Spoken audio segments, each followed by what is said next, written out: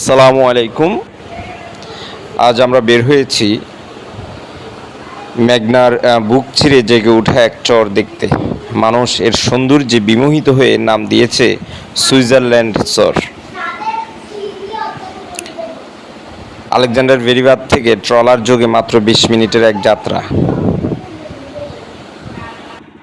নদীর কিছুটা উত্তাল জলরাশি আর নৌকার ধুনুনিতে এক অপূর্ব অনুভূতি হয়। এই অনুভূতি নিয়ে আমরা এগিয়ে যাচ্ছি সুইজারল্যান্ড চরের দিকে।